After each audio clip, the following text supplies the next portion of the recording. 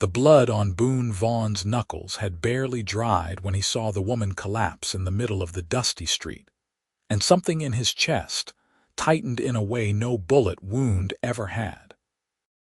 Silver City, New Mexico sprawled before him like a sun-bleached skeleton in the summer heat of 1878, its wooden buildings cooking under the relentless August sun. Boone had ridden down from the Gila Mountains that morning with a string of beaver pelts draped across his pack-horse, and enough supplies to last him another 3 months in the high country. At 32 years old, he stood well over 6 feet, with shoulders broad enough to fill a doorway and arms thick with muscle from years of hauling traps and splitting wood. His dark hair hung past his collar, tied back with a strip of leather, and his beard was neatly trimmed despite months in the wilderness.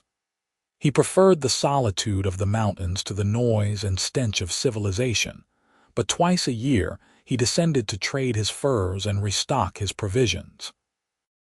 He had just left the trading post when the commotion started.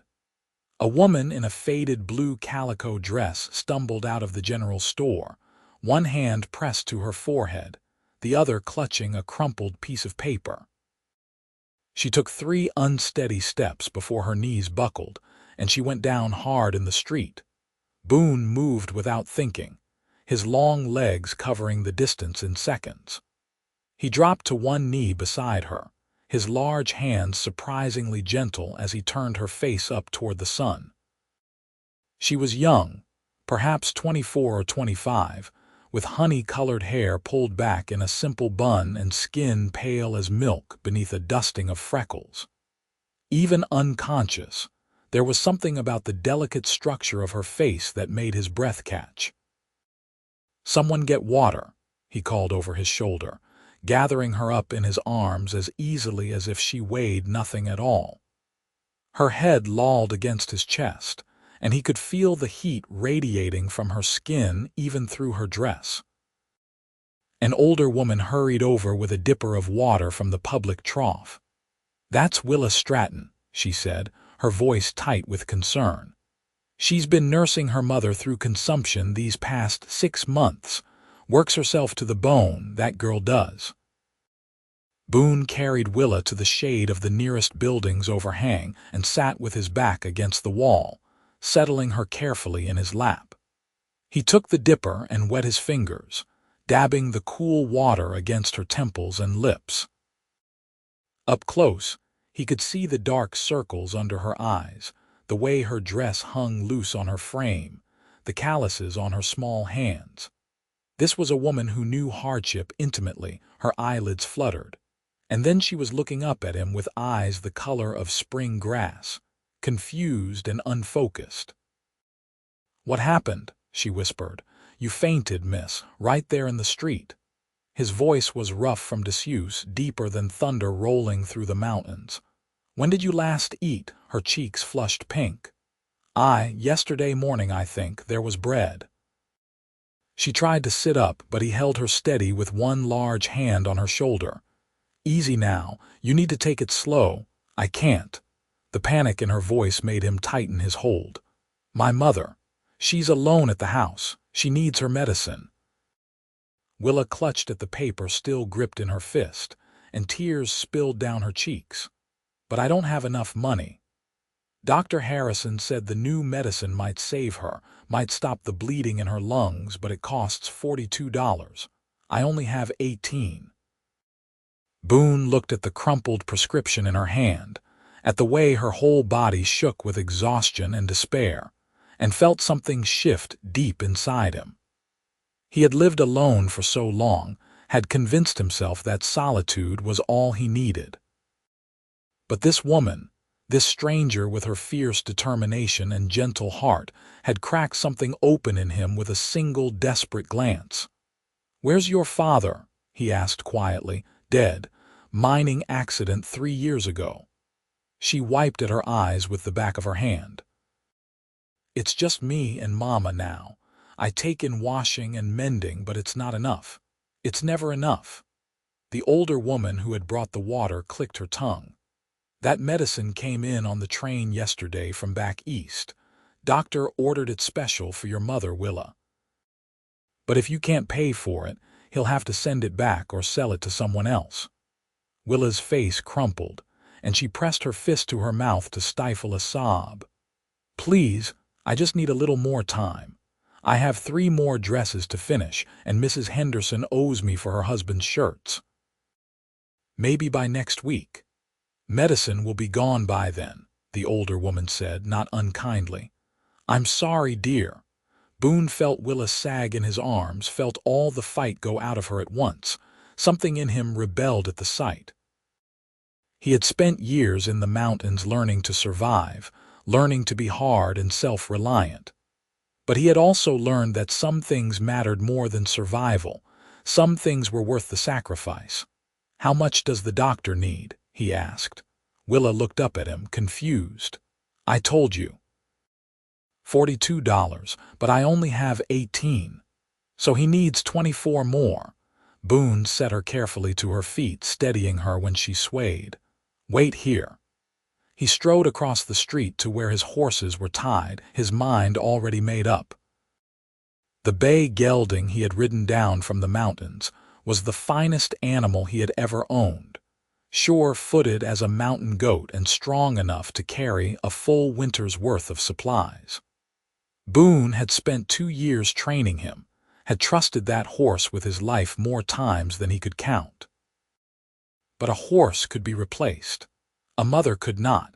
He untied the bay and led him down the street to the livery stable, where Abel Morrison was shoeing a mare in the shade of the barn. Abel looked up, recognized both Boone and the horse, and let out a low whistle. "That's some animal you've got there, Vaughn. Don't see many like him." "He's for sale," Boone said flatly. Abel's eyebrows shot up. "You serious? You've been riding that horse for what, 3 years now? 4, and I'm serious. I need $50 for him. Today." The liveryman walked around the bay, running his hands over the horse's legs, checking his teeth, examining every inch of him with a practiced eye. Finally, he nodded. "He's worth it and then some. But I can only give you 45. That's all the cash I've got on hand right now." Boone thought of Willa's pale face, her desperate tears. 45 will work, but I need it now." "Done." Abel disappeared into his office and returned with a leather pouch heavy with coins. He counted them out into Boone's palm, then took the bay's reins. "You're a strange man, Vaughn. Don't often see someone sell their best horse without even haggling. Don't often see someone who needs the money more than I do." Boone pocketed the coins and walked back up the street, his boots kicking up little clouds of dust with each step. He felt the absence of the horse like a missing tooth, that awareness of something familiar suddenly gone. But when he saw Willa still standing where he had left her, clutching that prescription and looking lost, he knew he had made the right choice. "Come on," he said, offering her his arm. "Let's go see the doctor." She stared at him. "What? But I told you I don't have enough. I do." He pressed the pouch into her free hand. $45, that's enough for the medicine and a little extra for food." Willa looked down at the pouch, then up at him, her green eyes wide with shock. "I don't understand. You don't even know me. I know you're a daughter who loves her mother. I know you work yourself sick trying to save her. That's enough." He kept his arm extended. "Now let's go before the doctor closes for the day." She took his arm with trembling fingers, and together they walked to Dr. Harrison's office at the end of the street. The doctor was a thin man in his 50s with wire-rimmed spectacles and ink-stained fingers. He looked surprised to see Willa return, even more surprised when she poured the contents of her own small purse and Boone's pouch onto his desk. "Count it," she said, her voice shaking. "There should be $63. Dr. Harrison counted carefully, then nodded. $63 exactly." He studied Boone for a long moment. "That's very generous of you, Mr. Vaughn. I know what that bay of yours was worth. The horse has a new owner. The medicine needs one too. Boone crossed his arms over his broad chest. "When can you take it to Mrs. Stratton?" "I'll go right now. This medicine needs to be administered as soon as possible." The doctor retrieved a small brown bottle from his cabinet, along with his medical bag. "It's a new treatment from a sanitarium in New York. They've had remarkable success with late-stage consumption. 3 doses a day for 2 weeks, and we should see significant improvement." Willa pressed both hands to her mouth, tears streaming down her face. "Thank you," she whispered. "Thank you, thank you." The doctor touched her shoulder gently. "Go home and rest, Willa. You've been running yourself ragged. I'll sit with your mother for a few hours, make sure she takes the first dose properly." As they stepped back out into the blazing afternoon sun, Willa turned to Boone with an expression so full of gratitude and wonder that it made his chest ache. "I don't know how to repay you," she said. "That money, that horse, it was everything you came down from the mountains for." "Horses can be replaced," he said simply. "Mothers can't." "But you sold your only transportation. How will you get back to your camp?" Boone shrugged his massive shoulders. "The same way I've traveled most of my life, on foot. It's only a 3-day walk if I take it steady." 3 days? Willa looked horrified. "Carrying all your supplies?" "I've carried heavier loads over worse terrain." He glanced down the street toward the boarding house. "I'll stay the night in town, head out at first light. Don't worry about me, Miss Stratton. I know how to take care of myself." She caught his hand in both of hers, and the touch sent electricity racing up his arm. "At least let me feed you supper. It's the least I can do. Our house is small, but we have a garden. I can make something decent."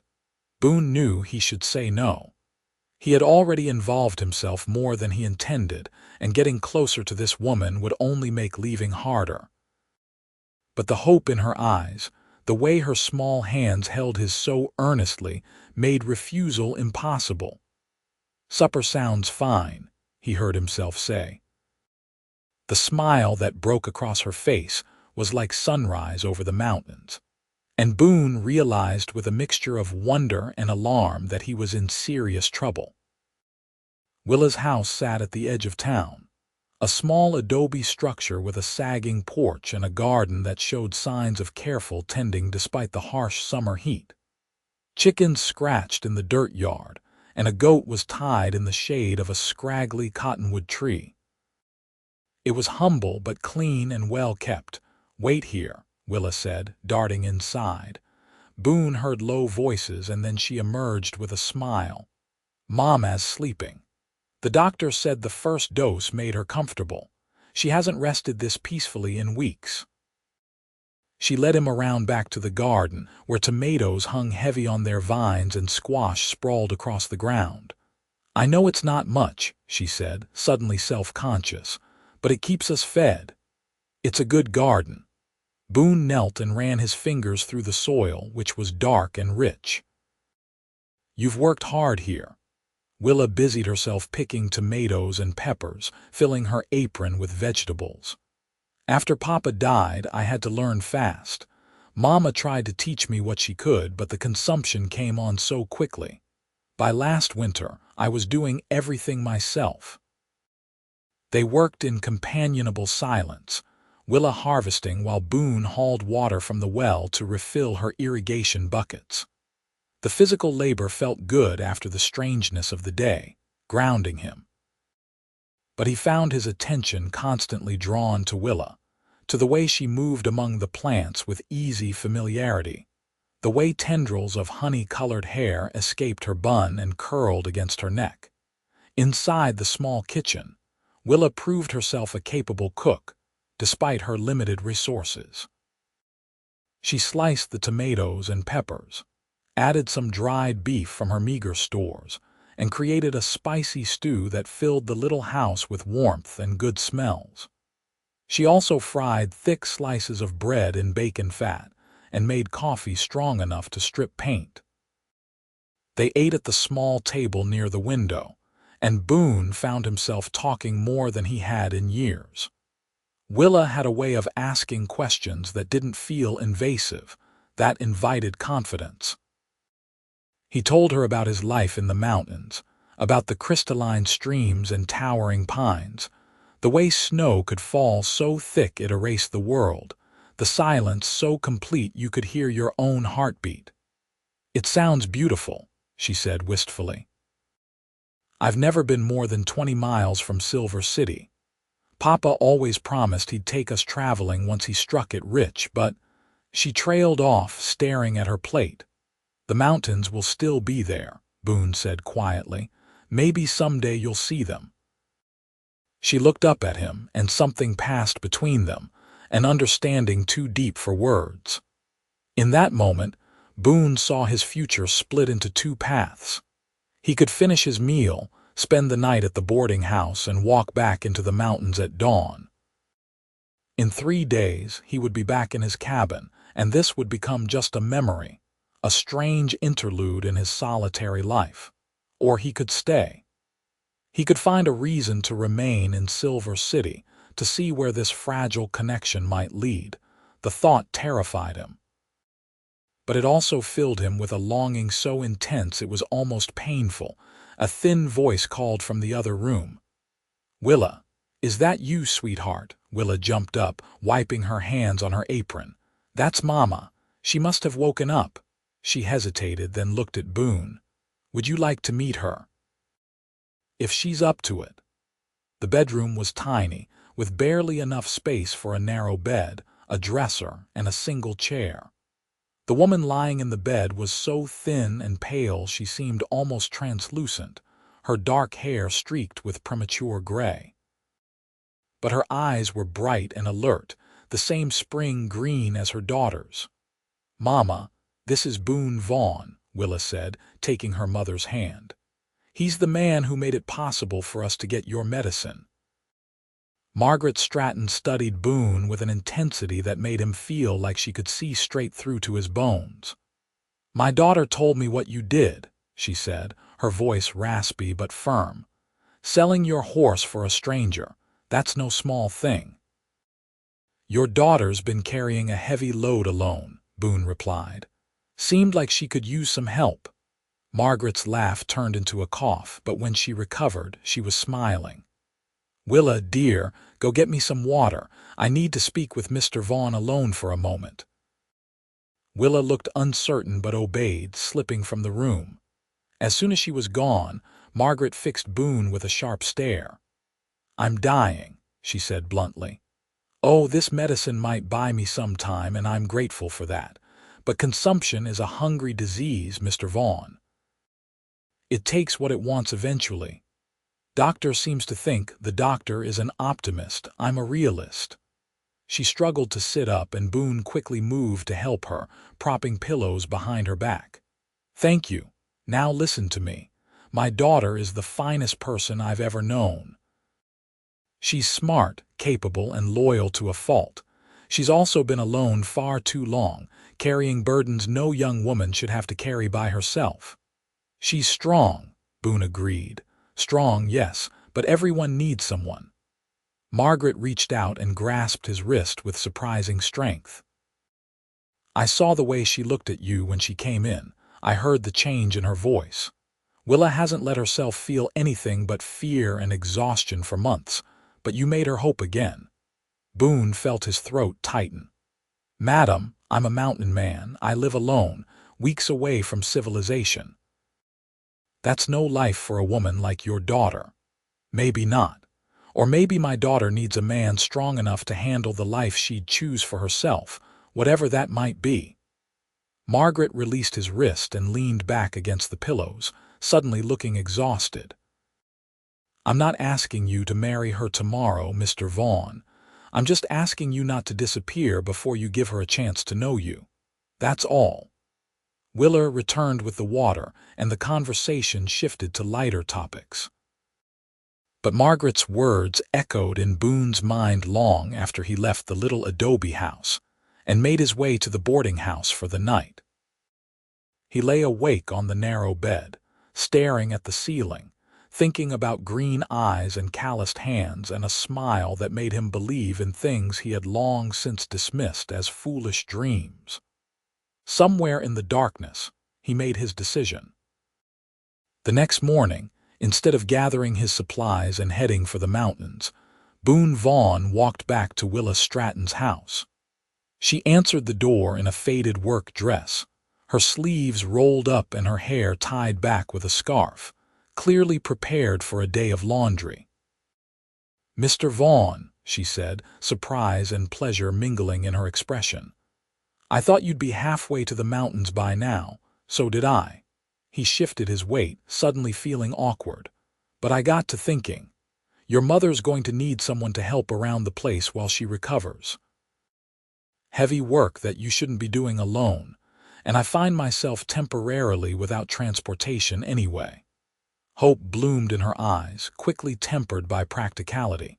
"I can't pay you. Didn't ask for pay. Just room and board if you've got space. I can sleep in the barn, won't be any trouble." "We don't have a barn, just a shed for the goat and chickens." She worried her lower lip between her teeth, thinking, "But there's a lean-to on the side of the house. Papa built it for storage. It's not much, but it has a roof. That's more than I usually have over my head." Boone smiled and the tension in Willa's shoulders eased. "I'm handy with repairs. I noticed your porch is sagging and that well pump needs new leather washers. If you'll have me, I can make myself useful." Willa's answer was to step aside and hold the door open. "Come in. I'll make coffee and we can figure out what needs doing first." Over the next few days, Boone threw himself into work with the same focus he brought to survival in the mountains. He reinforced the sagging porch with new support posts, replaced the washers in the well pump, fixed the gate that had been hanging crooked for 2 years, and rebuilt the chicken coop so it would withstand the winter winds. He worked from dawn until dusk, pausing only for the meals Willa insisted on serving him. And slowly, in the spaces between hammer blows and saw strokes, he got to know her.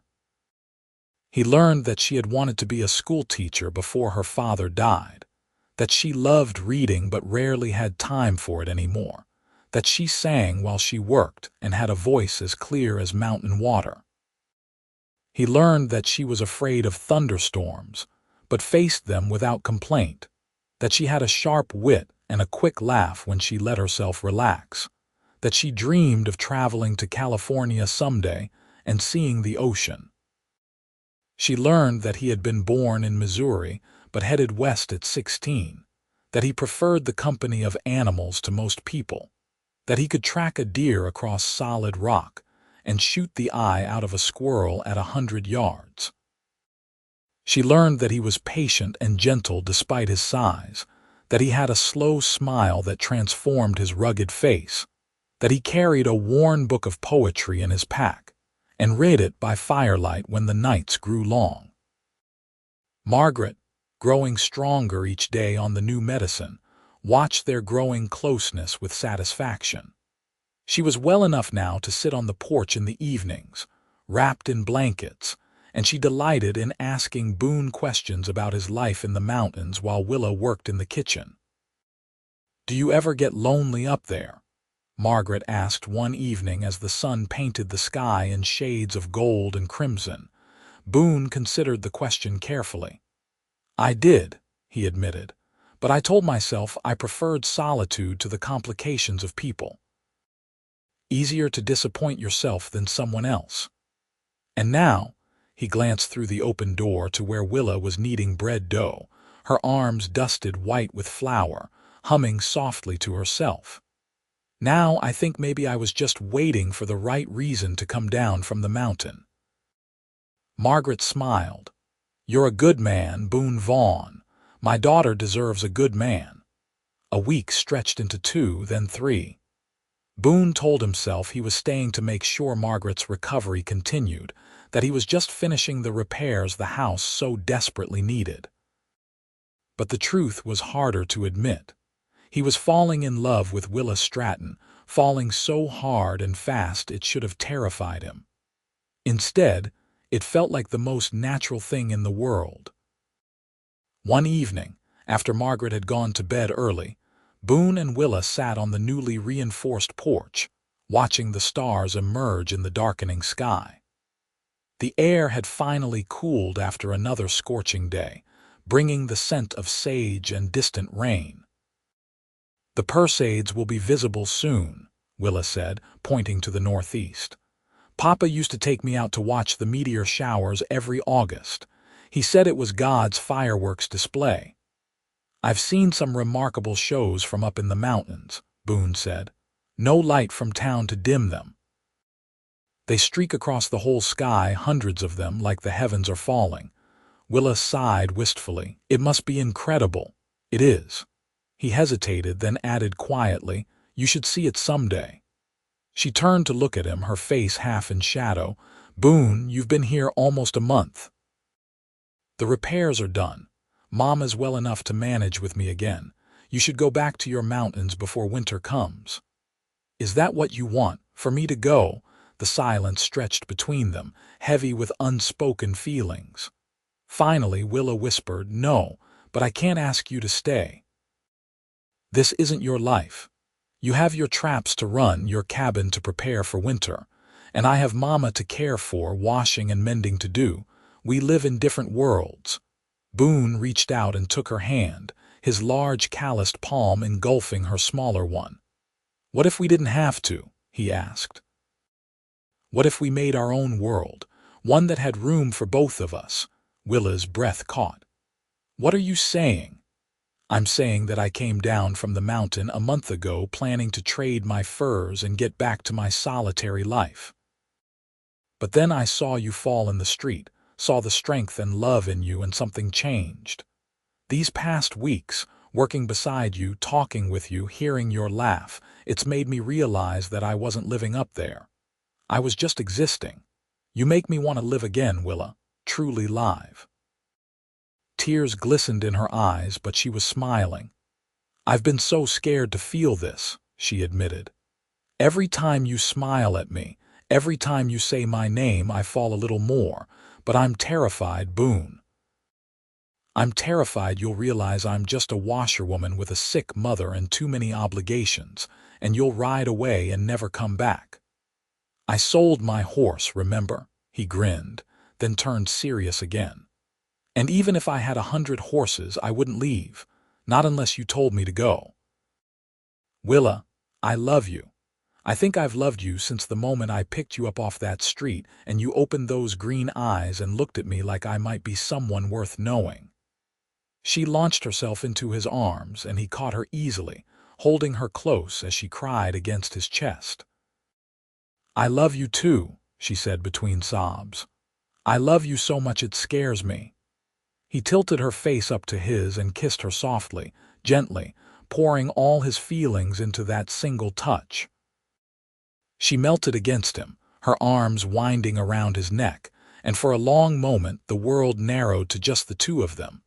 Two souls finding home in each other. When they finally broke apart, both breathing hard, Boone rested his forehead against hers. "Marry me," he said.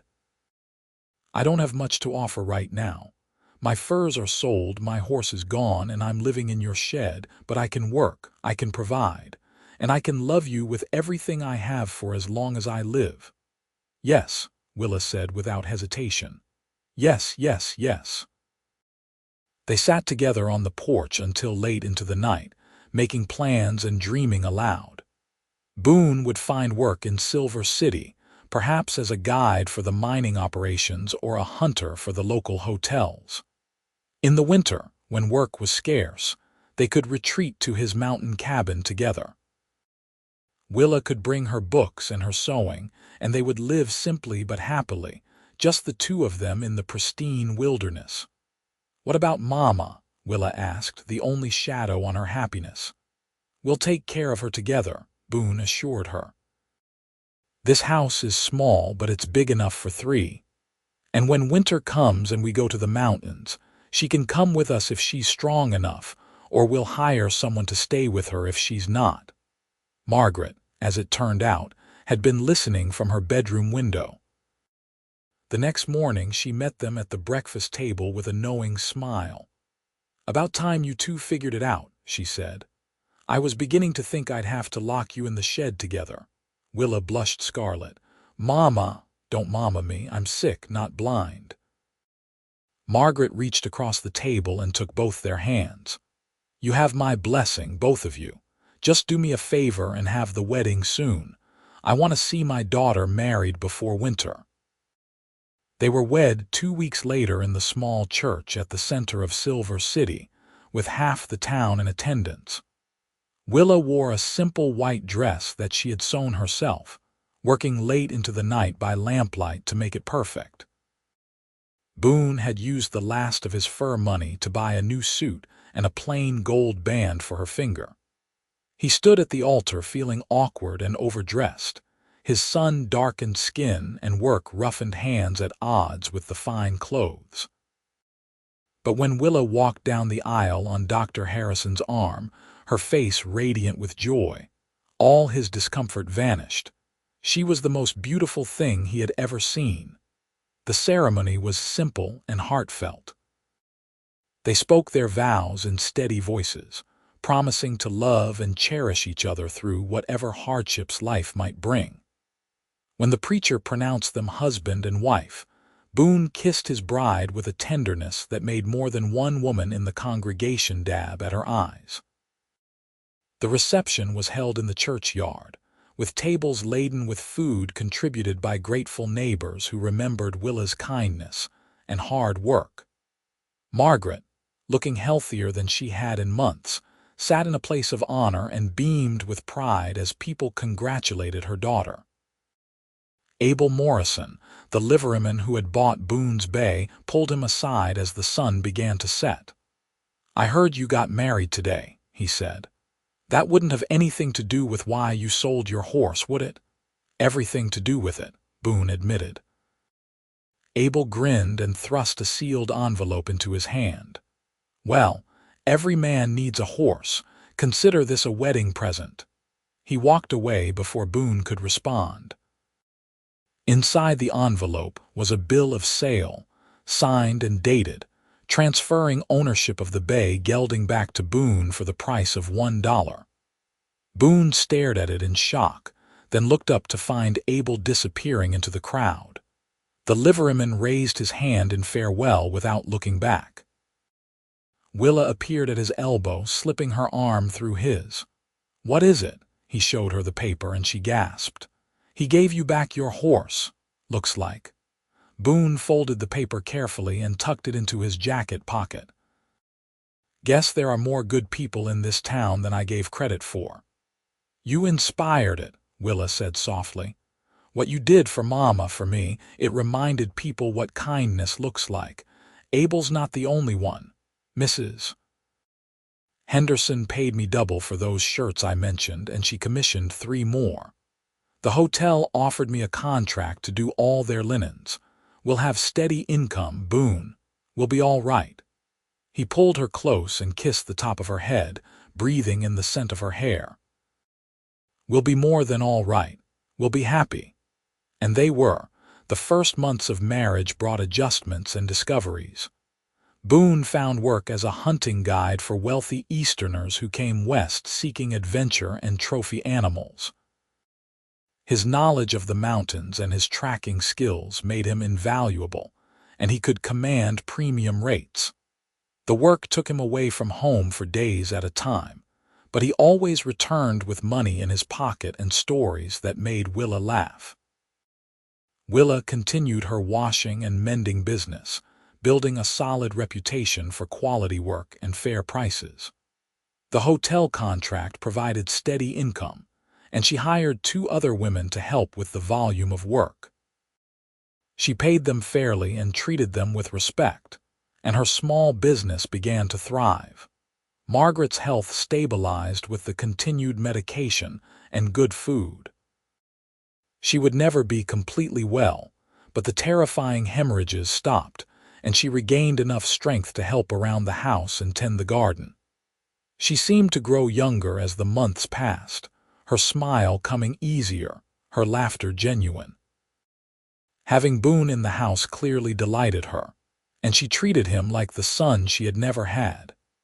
In October, when the aspens turned gold in the high country and the first snows dusted the peaks, Boone took Willa to his mountain cabin for a week. They rode the bay gelding together, Willa perched in front of Boone with his arms around her, feeling safe and cherished. The cabin was small and rustic, just 2 rooms and a loft, but it was sturdy and well built, with a view of a crystalline lake that took Willa's breath away. "This is heaven," she whispered, standing on the porch and staring at the snow-capped peaks reflected in the still water. "I never imagined anything could be so beautiful." Boone wrapped his arms around her from behind, resting his chin on top of her head. "Wait until you see the stars tonight." They spent that week in perfect isolation, existing in a world of just 2. Boone taught Willa to fish in the cold mountain streams, and she caught a trout on her first try, shrieking with delight. They hiked through forests of towering pines, where the silence was so complete it felt like a presence. They made love in the loft beneath piles of fur blankets, learning each other's bodies with reverent attention. On their last night they lay on blankets outside the cabin and watched the Leonids streak across the sky in a dazzling display. Willa had never seen anything like it. The meteors fell like silver rain, hundreds of them, bright enough to cast shadows on the ground. "You were right," she breathed. "It's like the heavens are falling."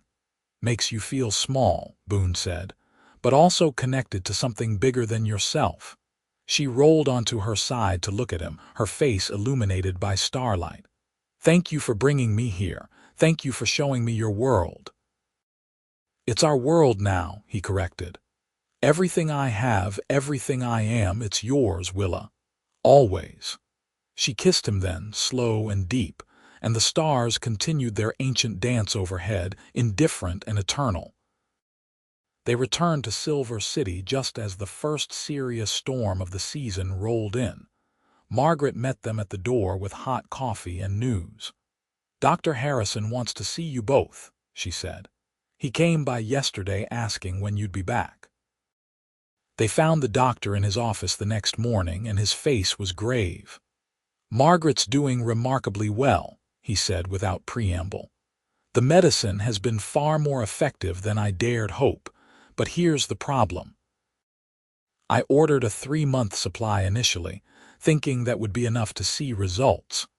We're down to a 2-week supply now, and I need to order more. The cost hasn't changed, $42 for another 3 months. Willa reached for Boone's hand, her face pale. "We'll find a way," she said firmly. "We'll manage somehow." "Actually," Dr. Harrison continued, "I've been thinking about that. Boone, you've done some guiding work for wealthy clients, correct?" "Yes, sir." "Why, how would you feel about guiding a medical expedition?" "There's a botanist from Boston, Professor Aldridge, who's coming west to study high-altitude plants. He's heard about the medicinal herbs used by the Ute and Apache tribes, and he's willing to pay handsomely for someone who knows the mountains and can keep him safe. He's offering $100 for a 3-week expedition." Boone let out a low whistle. "That's serious money." "He's a serious man. His telegram said he'd heard that Boone Vaughn was the best tracker and guide in the territory. Are you interested?" Boone looked at Willa, who squeezed his hand. 3 weeks is a long time," she said softly, "but it's good money, more than enough for Mama's medicine and then some." "When would he want to leave?" Boone asked. "He arrives on tomorrow's train. If you agree, you'd head out the day after." The decision was made quickly. They needed the money, and Boone was uniquely qualified for the work. The next afternoon, he met Professor Aldridge at the train station. The botanist was a thin, energetic man in his 40s with wild gray hair and eyes that missed nothing. He shook Boone's hand enthusiastically. "Mr. Vaughn, I've heard marvelous things about your knowledge of the Gila wilderness. I understand you've lived in those mountains for years. Going on 7 years now, off and on, Boone confirmed. Excellent, excellent. I need to reach the high meadows before the snows close them off. I'm particularly interested in locating a plant the Apache call ghost flower, said to grow only above 9,000 feet. The tribal healers use it for lung ailments, and if I can bring back samples, it could revolutionize treatment for consumption. Boone felt something tighten in his chest. Consumption, like what my mother-in-law has, precisely. The chemical compounds in this plant could potentially be synthesized into a cure, Mr. Vaughn, an actual cure, not just a treatment. Aldridge's eyes gleamed with fervor. Think of how many lives could be saved. That night, Boone held Willa close in their bed and told her what Aldridge had said about the ghost flower. If he's right, Boone murmured, if this plant can really cure consumption, then maybe Margaret could be free of it completely. No more medicine, no more coughing, no more fear. Don't get my hopes up too high, Willa whispered. I've learned the hard way that miracles are rare. Maybe, but sometimes they happen anyway. He kissed her forehead. I'll find this plant, Willa. If it's up there, I'll find it. They left at dawn 2 days later, Boone riding the bay and leading a packhorse laden with supplies, Professor Aldridge mounted on a rented mare. The expedition was challenging from the start.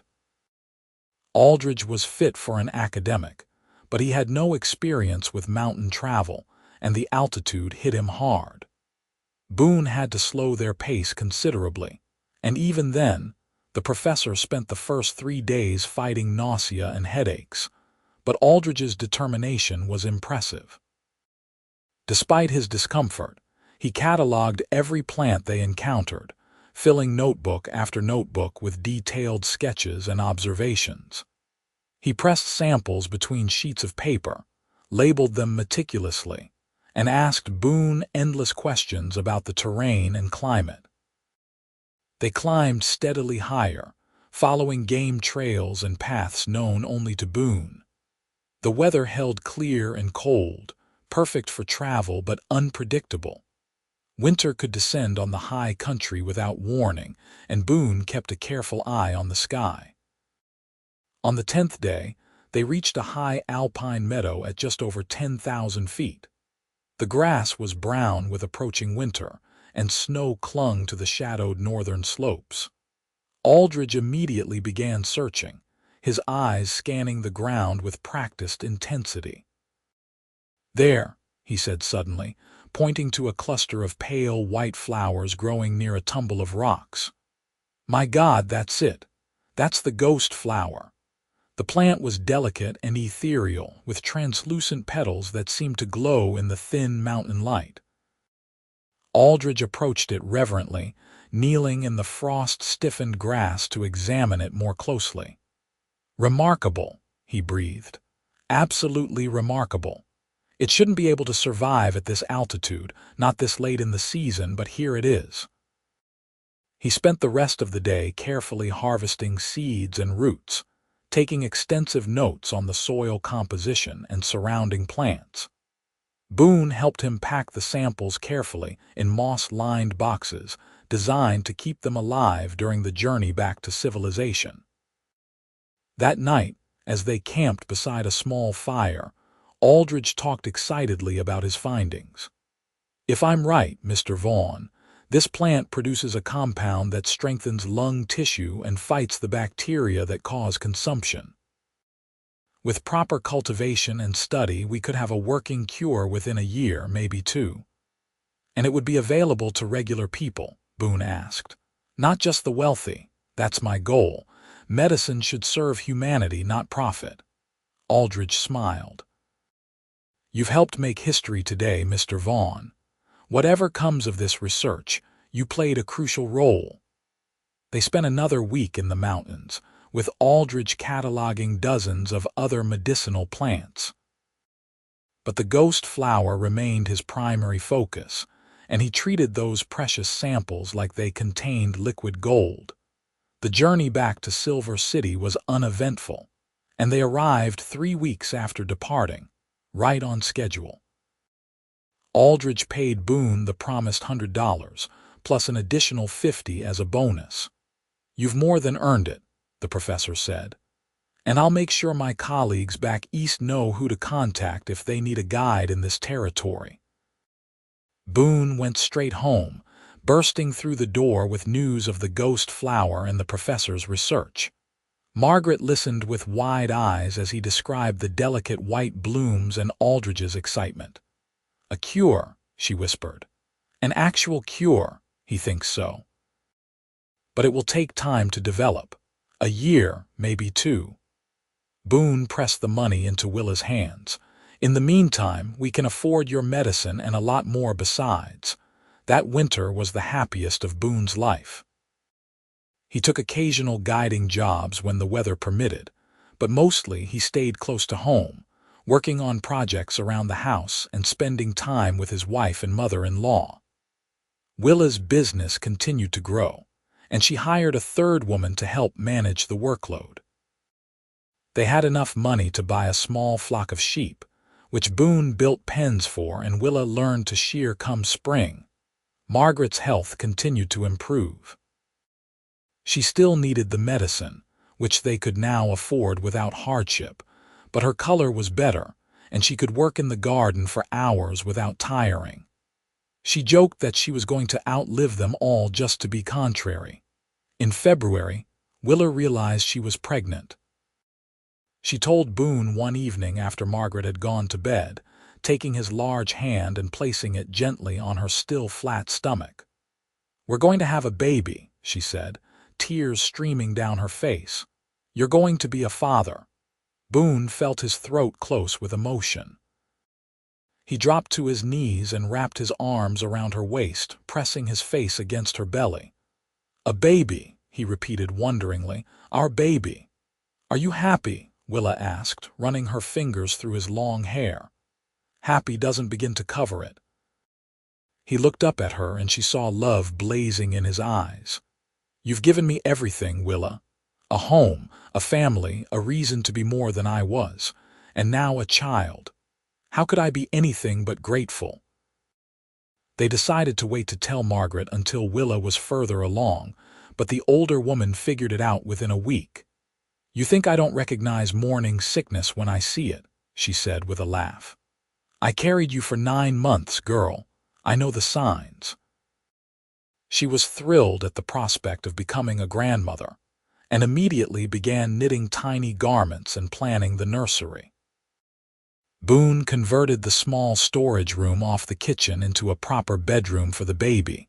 With a cradle he built himself from pine wood, and a rocking chair he traded for with a local carpenter. Spring came early that year, and with it, a letter from Professor Aldridge. He had successfully cultivated the ghost flower in a controlled environment and was beginning trials with the extracted compounds. Early results were promising. He promised to keep them informed of his progress. Margaret read the letter 3 times, her hands trembling. "A cure," she said again. "There might actually be a cure." "There will be," Willa said firmly, taking her mother's hand. "You're going to meet your grandchild, Mama. You're going to watch them grow, I believe that." Summer returned to New Mexico with its familiar heat and brilliant skies. Willa grew round with pregnancy, her face glowing with health and happiness. Boone treated her like she was made of glass, constantly fussing over her, which she found both endearing and exasperating. "I'm pregnant, not dying," she said one afternoon when he insisted she sit down after being on her feet for 5 minutes. "Women have been having babies since the dawn of time." "Not my baby," he countered, "and not you. You're special." She kissed him to soften her exasperation. "You're impossible and I love you." In August, exactly 1 year after Boone had first ridden into Silver City with his string of beaver pelts, another telegram arrived from Professor Aldridge. Willa read it aloud with shaking hands. "Clinical trials successful.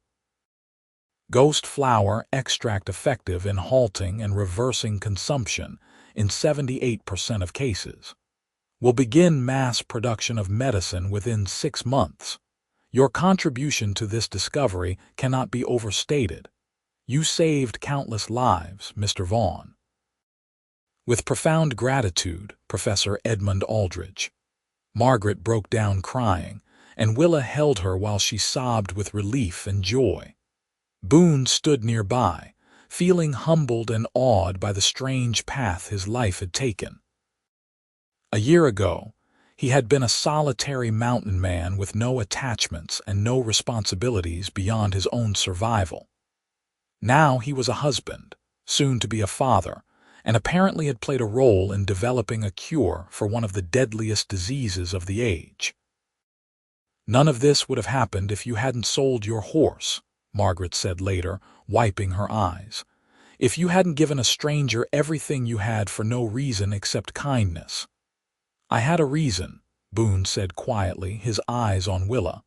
"I just didn't know it yet." The baby came in late September, during the first cool snap of autumn. Dr. Harrison attended the birth, along with 2 experienced midwives. Boone waited outside, pacing the porch like a caged mountain lion, jumping at every sound from inside the house. Margaret sat in her rocking chair, serene and calm, occasionally calling out encouragement to her daughter. When the baby's first cry split the air, Boone froze. The sound was so small, so impossibly fragile that it terrified him. Then the door opened and Dr. Harrison emerged, beaming. "You have a son," he announced. "A healthy, strong boy, and Willa did beautifully. She's asking for you." Boone entered the bedroom on shaking legs. Willa was propped up on pillows, her hair damp with sweat, her face exhausted but radiant. In her arms was a tiny bundle wrapped in one of the blankets Margaret had knitted. "Come meet your son," she said softly. Boone approached slowly, hardly daring to breathe. Willa pulled back the blanket to reveal a red-faced infant with a shock of dark hair and eyes squeezed shut against the world. He was so small, so perfect, that Boone felt his eyes burn with tears. "Can I hold him?" he asked. Willa placed the baby carefully in his large hands, and Boone cradled his son against his chest with a gentleness that belied his size.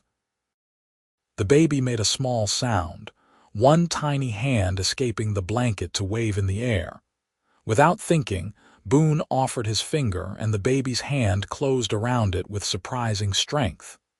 "He's got a good grip," Boone said, his voice thick with emotion. "He's going to be strong." "Like his father." Willa smiled up at him, her green eyes swimming with happy tears. "I was thinking we could name him after my father. Benjamin Vaughn." "Benjamin," Boone repeated, testing the name. The baby opened his eyes at the sound of his voice, and Boone could swear those unfocused infant eyes looked right at him. "Hello, Benjamin. Welcome to the world, son. We're going to have some adventures, you and me." That night, after the midwives had gone and Margaret was cooing over her grandson in the next room, Boone and Willa lay together in the darkness, listening to the baby's soft breathing from the cradle beside their bed. "Are you happy?" Willa asked, the same question she had posed so many times before. Boone thought about the path that had brought him here. The loneliness of the mountains, the day he rode into Silver City with no intention beyond trading his furs and leaving again. The moment he saw Willa collapse in the street, the decision to sell his horse, the choice to stay when every instinct told him to retreat to his solitary life. All the small moments that had led to this one, lying beside the woman he loved with their newborn son sleeping nearby. "Happy doesn't begin to cover it," he said, echoing his words from months before. "I used to think happiness was about being self-sufficient, about not needing anyone or anything. But I was wrong, Willa. Happiness is this. It's you and Benjamin and Margaret. It's having people to work for, to protect, to love. You taught me that." She snuggled closer against his side. "You taught me that sacrifice isn't really sacrifice when it's done for love. You gave up your horse, your freedom, your whole life in the mountains, all for a stranger you just met. That changed me, Boone. It showed me that there was still goodness in the world, that not everyone was out for themselves. I got the better end of the deal, he said. I traded a horse for a wife, a son, a family, best bargain I ever made. She laughed softly, then grew serious. Do you miss it? The mountains, I mean. The solitude and freedom. Sometimes, he admitted, but not enough to trade what I have now. Besides, we can still go up there. Maybe next summer, when Benjamin's a little older, we can spend a few weeks at the cabin. Teach him to fish and track and love the wilderness like I do. I'd like that. Willa yawned, exhaustion catching up with her. Will you tell him the story someday, about how we met, every part of it? I'll tell him how his mother fell in the street, and I picked her up and knew my life was about to change forever. I'll tell him about selling the bay, about walking home smiling because I'd found something more valuable than any horse. I'll tell him that sometimes the best things in life cost everything we have, and they're worth it anyway. The baby made a small sound in his sleep, and they both turned to look at him. Boone reached over and adjusted the blanket, his large hand almost covering the entire cradle. He's perfect, Willa whispered. He's ours, Boone replied. That makes him perfect. The seasons turned, bringing new changes and challenges. Margaret received her first dose of the new cure derived from the ghost flower, and within weeks, there were dramatic improvements. The persistent cough that had plagued her for years faded, then disappeared. Her strength returned, and with it, her zest for life. By the time Benjamin was 6 months old, Margaret was able to care for him while Willa worked, freeing both parents to focus on their respective businesses. Boone's reputation as a guide continued to grow. Word spread through the wealthy eastern circles about the mountain man who had helped discover a cure for consumption, and requests for his services poured in. He could command premium rates, and he was selective about the jobs he took, never staying away from home for more than a week at a time. Willa's laundry business expanded into a full-fledged operation, employing 5 women and handling contracts for 3 hotels and most of the wealthier families in Silver City. She proved to have a natural head for business, managing accounts and employees with efficiency and fairness. The money they earned together allowed them to buy the small adobe house outright and make improvements, adding a proper barn and enlarging the garden. When Benjamin was a year old, Professor Aldridge visited Silver City personally. He arrived unannounced one morning, climbing down from a hired carriage with his wild gray hair even wilder than Boone remembered. Mr. Vaughn, Mrs. Vaughn. He shook their hands enthusiastically. I had to come see you in person to thank you properly for your contribution to medical science. The cure is being distributed throughout the country now. Tens of thousands of lives will be saved because of what you helped me find. He stayed for dinner, charming Margaret and playing with Benjamin, who pulled at his beard with delighted shrieks. Before he left, he presented Boone with a leather portfolio. This is for you, Aldridge said. A portion of the profits from the cure's production. It's not a fortune, but it's enough to ensure your family's security for years to come. Inside were bank certificates worth $1,500, a sum so large it took Boone's breath away. Professor, this is too much. Nonsense. It's a fraction of what the discovery is worth, and you earned every penny. Aldridge smiled. Use it well, Mr. Vaughn. Invest in your family's future. And know that every time someone is cured of consumption, you played a part in that miracle. That night, Boone and Willa lay awake discussing what to do with the money. They could expand Willa's business or buy more land or invest in mining stocks. But in the end, They decided to save most of it for Benjamin's education and use a portion to buy breeding stock for a proper ranch. "We could raise horses," Boone said. "Good mountain horses, trained for rough terrain. There's always demand for quality animals." "You'd be good at that," Willa agreed. "And it would keep you closer to home than guiding does." So they bought a dozen mares and 2 fine stallions, and Boone threw himself into the work of building a horse breeding operation. He proved to have the same patience and intuition with horses that he had with everything else. And within 2 years, Vaughn horses were known throughout the territory for their sure-footedness and gentle temperaments. Benjamin grew into a sturdy toddler with his mother's green eyes and his father's dark hair. He followed Boone everywhere, chattering constantly in his developing vocabulary, asking endless questions about the horses and the mountains and everything he saw. Boone answered every question with patience, sharing his knowledge and love of the natural world with his son. When Benjamin was 3, they made their first trip as a family to the mountain cabin.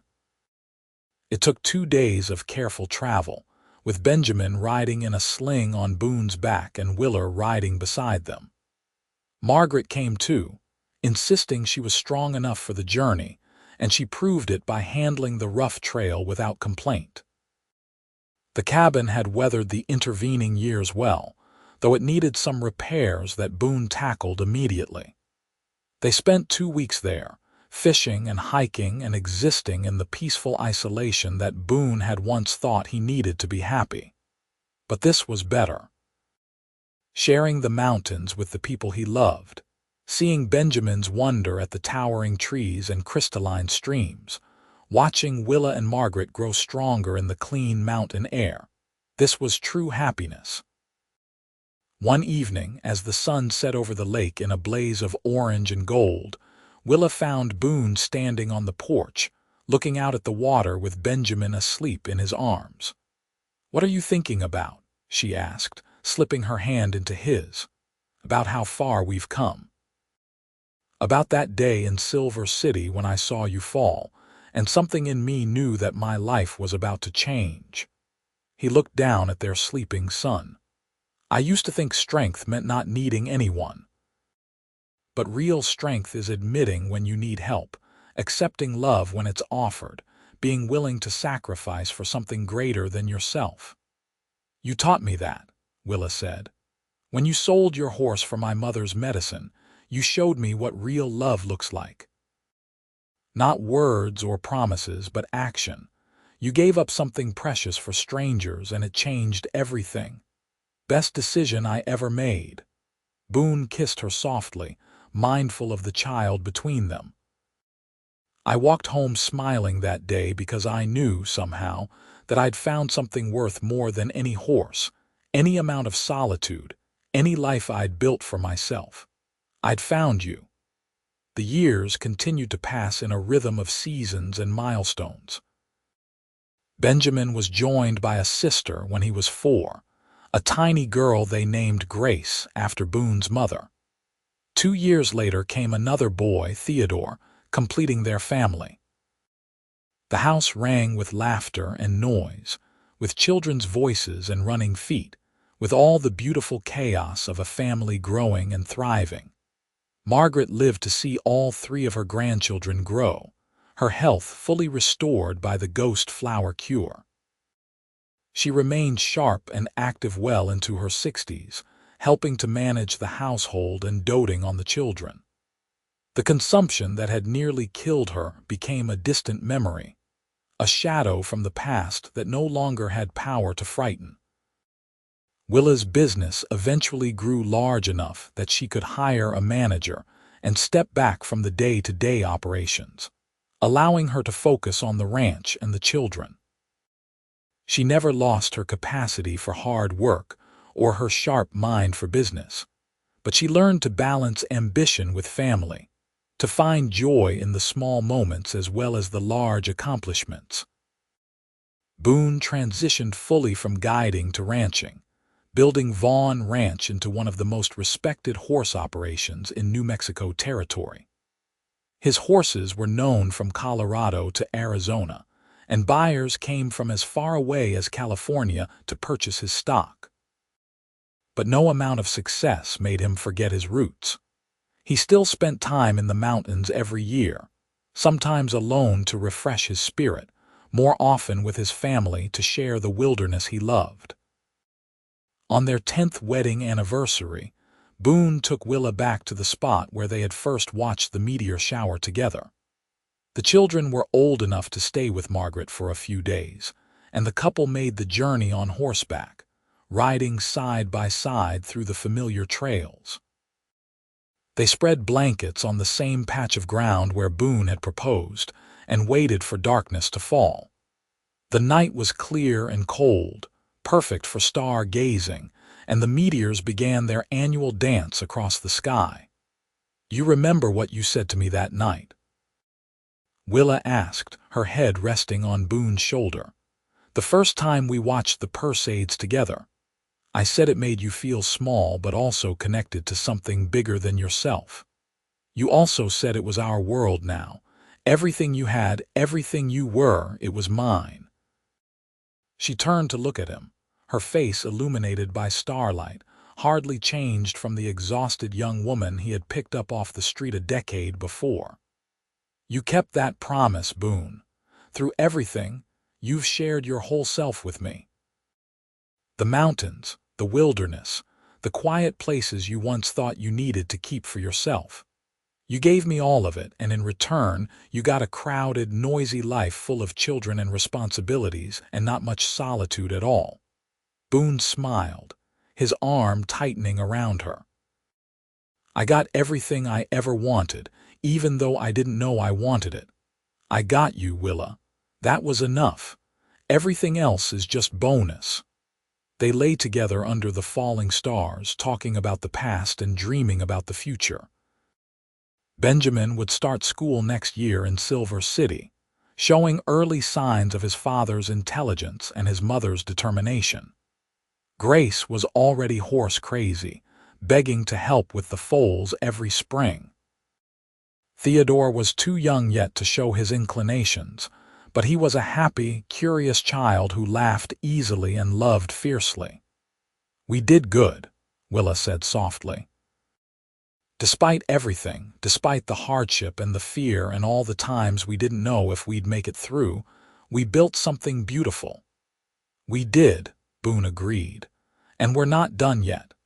We've got years ahead of us, years to watch our children grow and have children of their own. Years to grow old together, to keep building and dreaming and loving." A particularly bright meteor streaked across the sky, leaving a trail that persisted for several seconds before fading. Willa made a wish silently, the same wish she had made on dozens of falling stars over the years. That this happiness would last, that her family would stay healthy and safe, that the love she shared with Boone would endure through whatever challenges lay ahead. When they returned home 3 days later, they found Margaret teaching the children to make apple pies in the kitchen, all 4 of them covered in flour and laughing. The house smelled like cinnamon and home, and Boone felt the familiar surge of gratitude that still surprised him sometimes with its intensity. This was his life now. Not the solitary existence in the mountains, not the simple routine of trapping and hunting and surviving. This beautiful, complicated, noisy, perfect life full of people who depended on him, and whom he depended on in return. He had sold his best horse and walked home smiling 10 years ago, not because he was a fool or a saint, but because he had recognized something precious when he saw it. He had seen Willa Stratton collapse in the street, had looked into her desperate eyes, and had known with bone-deep certainty that helping her was the most important thing he would ever do. He had been right. The years continued their steady march. Benjamin grew into a serious young man who loved books and learning, but could also ride and rope as well as any cowboy. At 18, he left for university in Denver to study medicine. Inspired by Dr. Harrison and the stories of the ghost flower cure that had saved his grandmother's life. Grace proved to be a natural horsewoman, with an intuitive understanding of the animals that rivaled her father's. She had no interest in leaving the ranch, and Boone began training her to eventually take over the operation. Theodore showed artistic talent, spending hours sketching the mountains and horses and landscapes of New Mexico. He talked about going to art school in Santa Fe when he was old enough, and both Boone and Willa encouraged his dreams. Margaret lived to see Benjamin graduate from medical school and return to Silver City to practice alongside the now elderly Dr. Harrison. She lived to see Grace marry a neighboring rancher's son and give birth to the first of the next generation. She lived to see Theodore's paintings displayed in a gallery in Santa Fe, his talent finally recognized beyond the family circle. She died peacefully in her sleep at the age of 72, with Willa holding one hand and Boone holding the other. Her last words were to thank them for giving her time, for making it possible for her to see her daughter happy and her grandchildren grown. She slipped away with a smile on her face, and though they mourned her, they also celebrated a life that had been saved and extended far beyond anyone's expectations. The ghost flower cure, which had started with Boone's expedition into the mountains with Professor Aldrich, eventually eradicated consumption almost entirely. By the time Benjamin was practicing medicine, the disease was a rarity rather than a death sentence, and the ghost flower was being cultivated on farms throughout the country. Professor Aldrich received numerous awards for his work, but he never forgot to credit the mountain man who had guided him to the discovery. In his published papers and public speeches, he always mentioned Boone Vaughn and the sacrifice that had set everything in motion. Boone and Willa grew old together at the ranch, their hair turning gray, their faces weathering like the mountains they both loved. But their love never faded. If anything, it deepened with time, becoming richer and more complex as they navigated the challenges of age and change together. On their 30th wedding anniversary, surrounded by children and grandchildren, Boone stood to make a toast. At 62, he was still a large, powerful man, though his movements had slowed and his joints ached in the mornings. His hair was more silver than dark now, but his eyes still held the same intensity, the same depth of feeling. 30 years ago, he began, his deep voice carrying easily through the room, I rode into Silver City with a string of beaver pelts and no intention of staying. I was a mountain man, content with solitude, convinced I didn't need anyone or anything beyond my own resources. Then I saw a woman fall in the street, and everything changed. He looked at Willa, who sat beside him with silver in her honey-colored hair, but the same green eyes that had captured his heart 3 decades before. That woman needed medicine for her dying mother, and the medicine cost more than she had. It cost more than I had, too, except for one thing. My horse. My best horse, the finest animal I'd ever owned. I sold him and gave her the money, and I walked home smiling because I knew I'd made the right choice. Grace called out from the back. Tell them why you were smiling, Papa. Boone grinned. I was smiling because I knew I'd found something worth more than any horse. I'd found your mother. I'd found love and purpose and a reason to be more than I was. That day, I traded a horse for a future, and I got the better end of the deal by far. He raised his glass. To Willa, who taught me that strength comes from opening your heart, not closing it. To family, which is the greatest treasure anyone can have. And to love, which makes every sacrifice worthwhile. Thank you all for being here, for being part of our story. May you all find something worth walking home smiling for. The toast was met with applause and cheers, And then Theodore played his guitar while Grace's children danced, and the celebration continued late into the evening. Boone and Willa sat together on the porch as the party carried on inside, holding hands and watching the stars emerge in the darkening sky. "You have any regrets?" Willa asked. It was a question she had never asked before, perhaps because she had been afraid of the answer. Boone considered carefully before responding. "I regret that I waited so long to find you. I regret the years I spent alone in the mountains, convincing myself that solitude was enough. But I don't regret a single moment from the day I saw you fall until now. Not one second. Every joy, every hardship, every challenge we've faced together. It was all worth it to get to sit here with you tonight, surrounded by our family, knowing that we built something that will outlast us both." Willa leaned her head on his shoulder, the gesture as natural as breathing after 30 years together.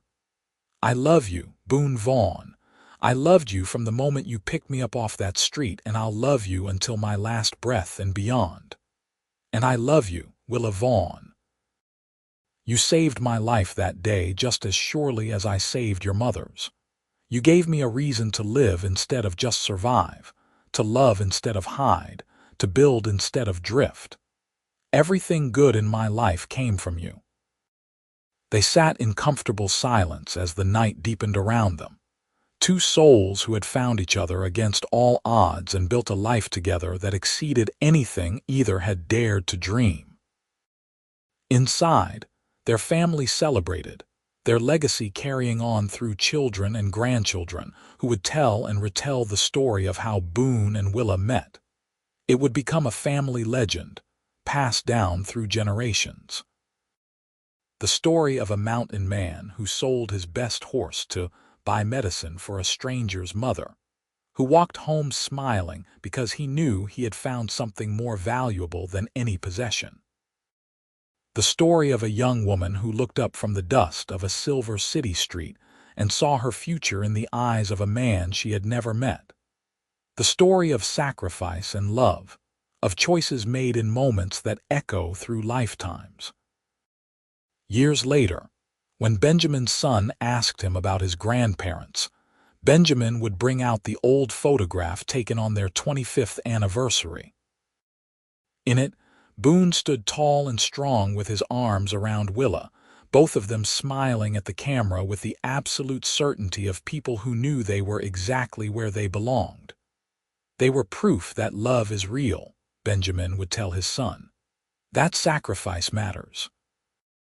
That sometimes giving up everything you have is the only way to gain everything you need.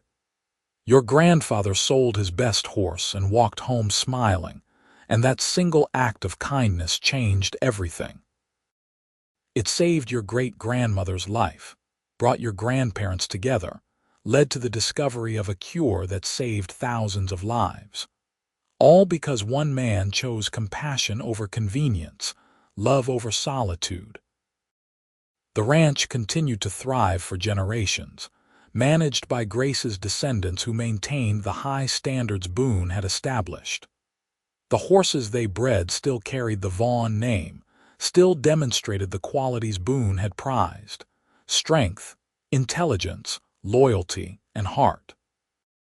In Silver City, a plaque was eventually erected near the site where Boone had first picked Willa up off the street. It commemorated not just their love story, but the chain of events that had led to the ghost flower cure and the thousands of lives saved. Tourists would stop to read it and smile, touched by the romance and the sacrifice. But the real legacy was not in plaques or photographs, or even in the horses that bore the Vaughn name.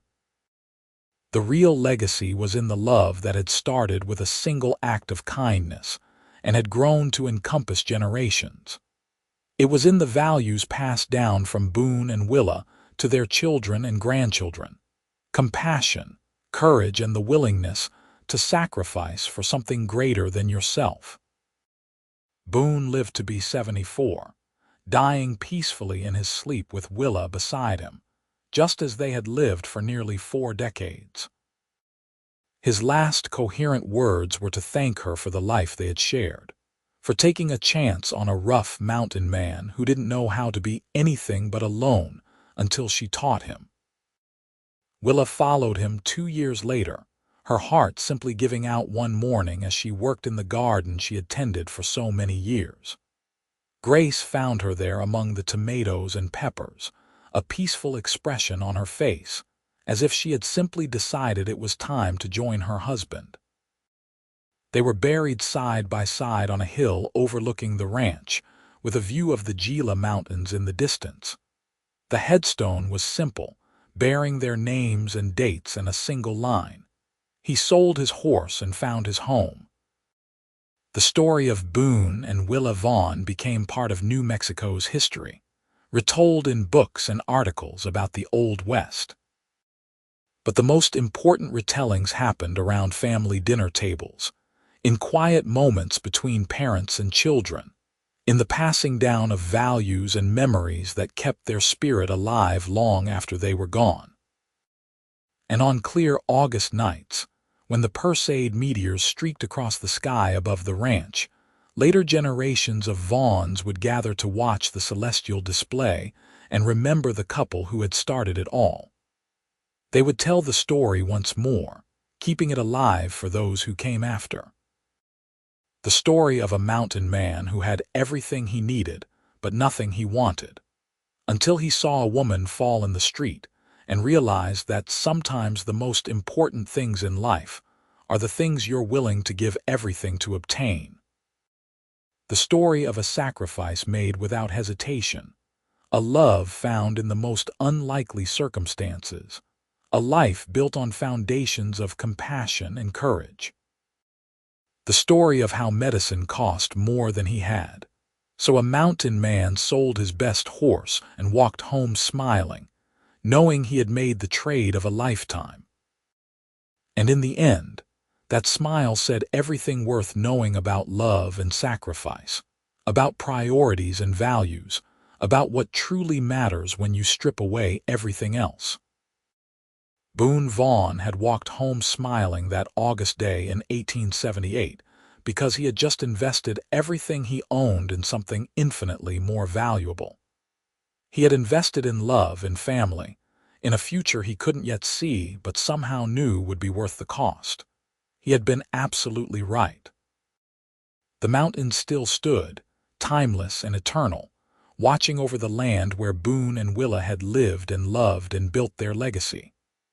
The ghost flowers still bloomed in their high meadows, delicate and strong, saving lives with their precious compounds. And in Silver City, New Mexico, the Vaughn name was still spoken with respect and affection, a reminder that kindness is never wasted, that sacrifice is never for nothing, that love can transform everything it touches. 3 generations after Boone and Willa, their great-great-grandson stood in the same spot where Boone had picked Willa up off the street, holding the hand of the woman he loved. He was about to propose, and he felt the weight of history on his shoulders, the example set by ancestors he had never met, but whose love had made his existence possible. He thought about the choice Boone had made that day, to give everything for a stranger, to trust that the sacrifice would be worth it even when he couldn't see the end result. It gave him courage. He dropped to one knee, pulled out the ring he had saved for months to afford, and asked the woman he loved to share her life with him. She said yes, tears streaming down her face, and he thought he understood a little bit of what Boone must have felt that day he walked home smiling. The joy of knowing you had made the right choice, that you had invested in something that would grow and flourish beyond anything you could imagine. The satisfaction of putting someone else's needs ahead of your own wants, and finding that somehow, in the mathematics of the heart, you ended up with more than you started with. The Vaughn legacy continued, generation after generation, each one adding their own chapter to the story while honoring the foundation laid by Boone and Willa. The ranch thrived. The family grew. The values endured. And sometimes, when the wind was right, people swore they could hear echoes of laughter from the old house, the sound of children playing and adults talking, and a family living the kind of life that Boone and Willa had dreamed of when they first joined their futures together. It was a good legacy. A proud legacy. A legacy built on the simple truth that love is always worth the cost, that sacrifice opens doors to joy, that sometimes the best trades are the ones that look foolish on paper but make perfect sense in the heart. Boone Vaughn sold his best horse and walked home smiling, and that smile echoed through decades, through generations, through countless lives touched by the ripples of that single choice. It was a smile of recognition, of knowing that he had just made the most important decision of his life, even if he didn't yet understand everything it would mean. It was the smile of a man who had traded everything he had for everything he needed and found himself infinitely richer for it. And that smile, more than any monument or plaque or written history, was the true legacy of Boone and Willa Vaughn. The legacy of choosing love over fear, generosity over selfishness, connection over solitude. The legacy of understanding that what makes us human is not what we keep for ourselves, but what we're willing to give away. In the end, the story was simple. A man loved a woman. He sacrificed for her family. She loved him in return. They built a life together, raised children, faced challenges, celebrated triumphs, and grew old in each other's arms. And when their time came to leave this world, they left it better than they found it, richer for their presence, blessed by their love. That was enough. That was everything. And somewhere in the Gila Mountains, where the ghost flowers still bloomed in the high meadows and the stars still fell in brilliant August showers, the spirit of that love endured, eternal as the mountains themselves, bright as the meteors that danced across the infinite sky. The story of a mountain man who sold his best horse and walked home smiling, knowing he had just found the treasure he had been searching for his entire life without knowing he was searching at all, the treasure of love, the treasure of family, the treasure of home. And living happily ever after, surrounded by the people and the land and the legacy they had built together, one day at a time, one choice at a time, one smile at a time.